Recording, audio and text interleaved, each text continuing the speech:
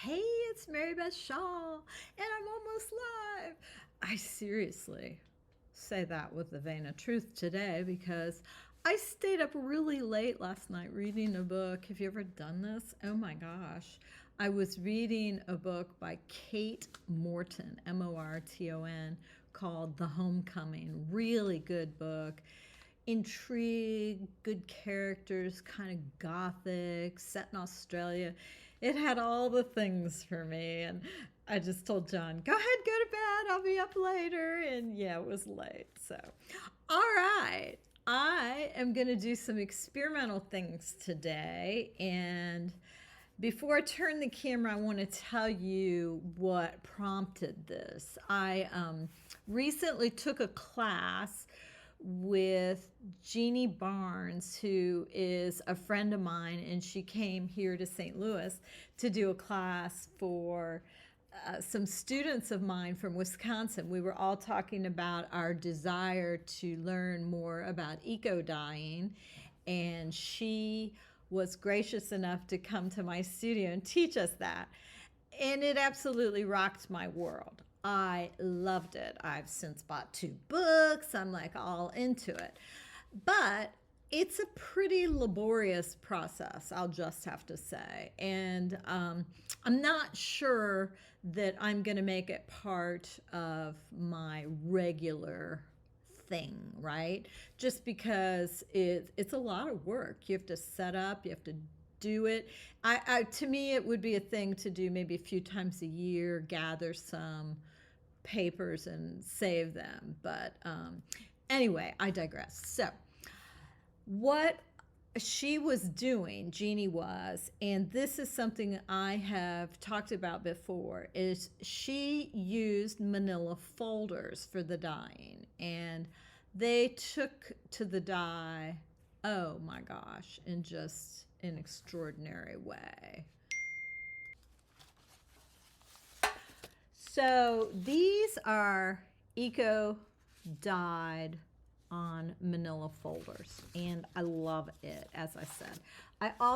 I've become smitten with manila folders in my daily practice journal. If you ever watch me do those videos, I am also in love with the way manila folders work. I just never would have imagined that they would be so cool to work on, really, for all kinds of art. I mean, these are dyes, right? I mean, you can see acrylic paint and stuff if you gesso it, but those are dyes. So I'm going to go a little wild scientist today and see if I can come up with an alternative way to dye some of these papers in an artistic fashion using stencils. So we'll see how this goes. All right, I have all my supplies here, and I want to tell you what I'm thinking. This is it's kind of like a lasagna pan that I got used somewhere. I just have a little bit of water in the bottom. This is the wet strength tissue. If you do not have wet strength tissue, I would say try some deli sheets, because that would probably work pretty well. These are manila folders that I just tore in half. I maybe am going to cut a few of them down further, I think, because I think I just want to do smaller sheets, and I don't know that I'm that into the tabs for this particular project, but we're going to see how this goes. What I was thinking is that if I layer up the manila folders and the wet tissue, and if I put stencils and dyes, and I say that in quotes because instead of dyes, I'm going to use watercolor, I should get a similar result. I'm using watercolor because if I would use acrylic, when it dries, it tends to plasticize to some extent, and it's harder to pull apart. So I figure I need to either use watercolors or use diluted inks or something like that. I also think it might be interesting to do some marks and do some mark making before I add the watercolor. Now, I'm not going to do that to every single one or on every single, you know, side, but I thought it might be something that would add a little extra interest. You know how it is like when you work on a, you know, pre-printed paper, or you work on an old vintage ledger or something like that, it gets more interesting. So this is just a Posca. Now this is going to be more permanent, but I don't think there's enough of it on there to, you know, cause these to stick together. I thought I could use these Faber-Castell, these big pit pens too, just to add some, I was thinking some blocks of color in the background might be interesting. Again, I am off the range, people. I am doing Wild Scientist right now, so I don't know how this is going to end up. We shall see. I never know till I film. So, and you know, you maybe have some ideas of your own that you would wish to try. But I just thought, I want to put this on camera and see what happens. All right,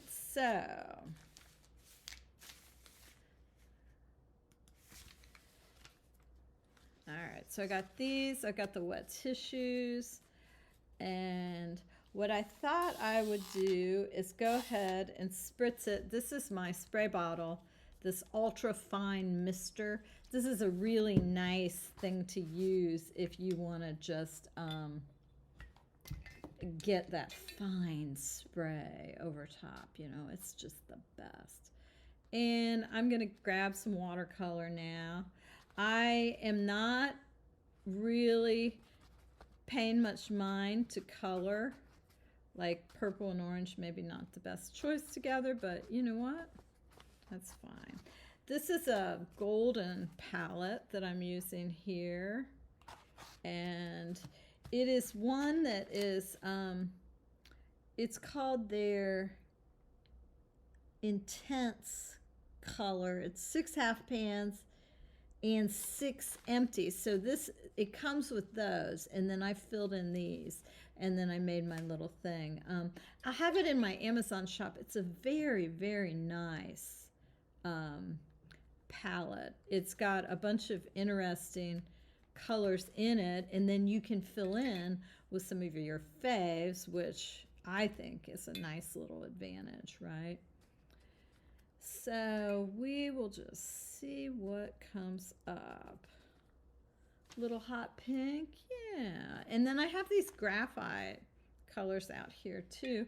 I thought they might be fun to use. We'll see how that goes. I'm gonna use a smaller brush for these.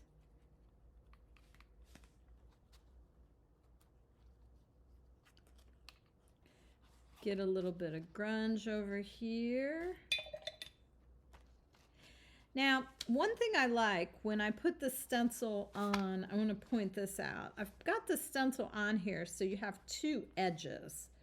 And I really like doing that because that, to me, enhances the whole effect, which is why I often like to make papers in such random sizes. I like the borders and the edges as much as any other part of it, right? And this was one of the things about Jeannie Barnes' process that I thought really rocked, is that she, when she was layering up her pages, and this is what she taught us, she folded a lot of things when she was making the packets. And I am going to do that too. I'm going to fold right there. Okay. Now I'm going to add a little dampness to that. There's no stencil there, but you know what? That's okay. For me anyway. I'm still going to go back in with some color. And that's my first one, okay? So I'm going to go ahead and put it down in this tiny amount of water, and I can already see that that's not a good way to go. I am not going to submerge these in water because I don't think the watercolor is stable enough.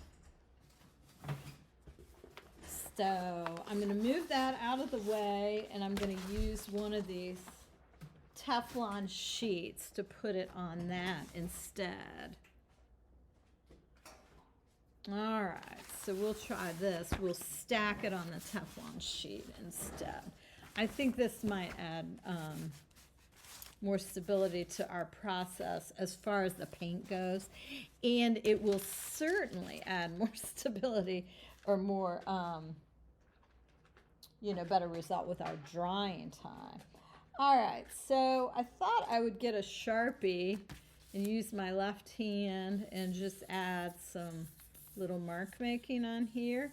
So if you're going to add some mark making, I would say Sharpie, China marker, something like that would be a good mark making tool to use. Something that you know is going to be fairly permanent, okay? Now, look at this. Okay, here we go. I moved this. It was still wet, and this stuck to it. I think I'm going to leave it there. I'm going to use it as this little bit of synchronicity. I'm going to dampen this.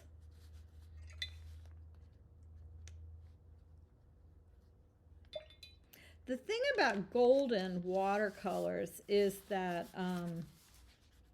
the binder is different than with other colors, and well, these are just so intense. I think that they're fabulous. I mean, they're just gorgeous, right?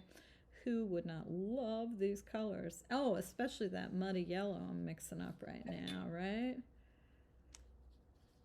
Okay, so let's get some stencils on here. These may or may not be already released. I have a feeling these are some stencils that are not going to be released until later. I'll have to check them and see. I will give you the whole scoop no matter what it is. But you know, that's the thing about watching my mad scientist business, is you get the information right as it comes out of my mouth. Could be scary or you could like that, but anyway, so here we go. I want a few more spots of that hot pink. And you notice I'm using dirty stencils. Yeah, that's just what I do, right? I like the dirty stencils, and yeah.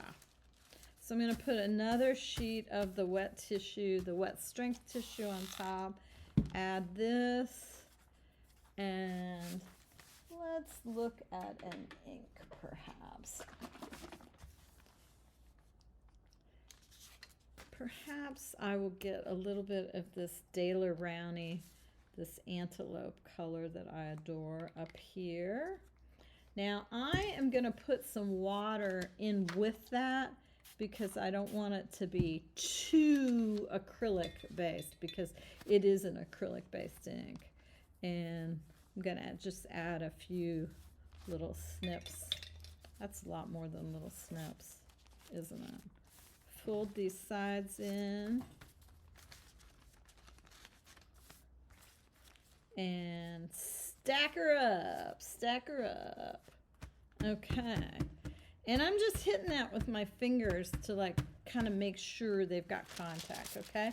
Now let's do this one next, since I got this one going in some crazy way. Have it stuck to itself before I even get going. These graphite colors are pretty cool if you're looking for a little bit of grunge. Now what's going to happen is on these pages over here, we're going to get things in the back, on the back side too, which is the same as with the eco dyeing. And it was kind of cool because you would unwrap your eco dyed bundles and they would have something on the front and the back. And sometimes the back was better than the front. Sometimes it was the other way around. So that was a lot of fun to see how that would come out. Let's get some of that antelope in here. Again, I get a little bit wild and woolly, and look how that Posca's bleeding out. I think that's okay. It's okay for me anyway. I'm gonna fold it. Get some more of that hot pink. Hot pink, yellow, and brown. Some of my favorite colors. All right, I am gonna keep going on this, but I'm gonna turn the video off for now, and then when I am finished,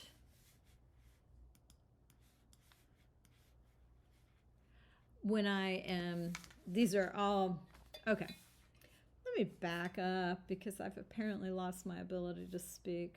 I'm going to turn the video off for now, and then I'm going to come back once these are all dry, and I'll show you what we have. So stay tuned.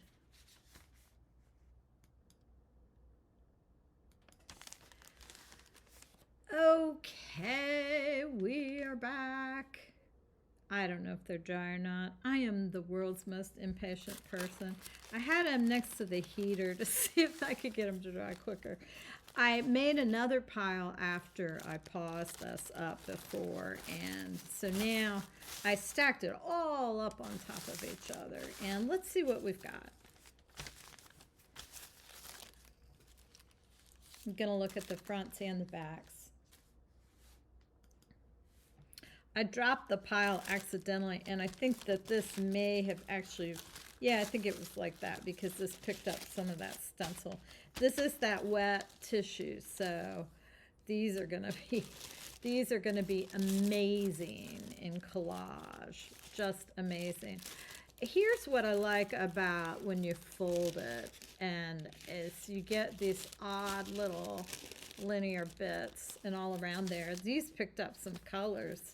So cool, and that's where the Posca bled out. Oh wow, look at this one. This is so interesting. You've got a solid and another line. And then look at the back. So this could already be a cool book page for sure. Yep. This one's a little wet still. However, there are some lovely bits.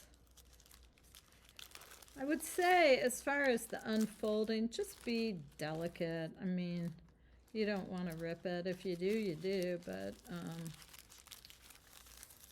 I try not to, obviously. For whatever it's worth, I think the wet tissue is worth the price. It's a little hard to tie down, so I ordered mine from the UK, and it was kind of expensive. Another alternative I mentioned to the wet tissue, I mentioned the deli paper, but the other alternative I was remiss in mentioning is that medical, the medical paper comes in a roll that I have on my website. Oh, wow. I really am digging this piece. Very, very nice. Love the purple and the yellow over there. Still a little wet, not awful. This is cool. Not much on the back. This is probably, I think this might have been the bottom of that pile. And then this is probably where I dropped it because look at that.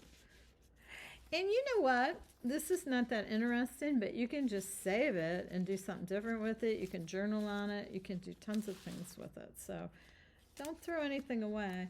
Oh, and check this out. I was so excited about this one. Meh. It's just nothing. But look at the back. I like the back quite a bit. Yes, very nice. I think what I like about these is that there are hints of the stencils in them, but not super obvious. And that was the thing I liked about the eco dyeing, is that you just had no idea what was going to happen. When you opened up the packages, it was it just was a surprise. It was like Christmas. So this is the other thing, is I just sat these in a pile, and for the eco printing, we used like a ceramic tile on top and bottom and then clipped them at the sides to keep it real compressed. So I think I might try that the next time. I have to say though, oh, look at that. That's so pretty. So pretty. Oh, this one got all smudged up. But it's very nice. It's a little, kind of an echo of that eco type printing right there. It's why I wanted to use this one, that stencil. And this is very lovely, but look at this. Oh my goodness, that was the bomb, right? That one was the Posca, and then I used a lot of these graphite colors in it. And then it bled out onto this. Now for me, you know, I love to add a few little elements of black in my work. For me, these bits are just so cool. Very, very nice. I love how the graphite around that stencil and the Posca played together like that. Well, I've got to say this is a win. I accomplished these in just a couple hours, including the dry down time, which is a lot quicker than I would have been able to do the eco dyeing. And I think using the watercolor, especially using the golden, they're going to be fairly permanent. I'm going to be thrilled to use these in collage, and I think I might be on to something fun. I hope you enjoy trying this out, and let me know what you think. Thanks for watching.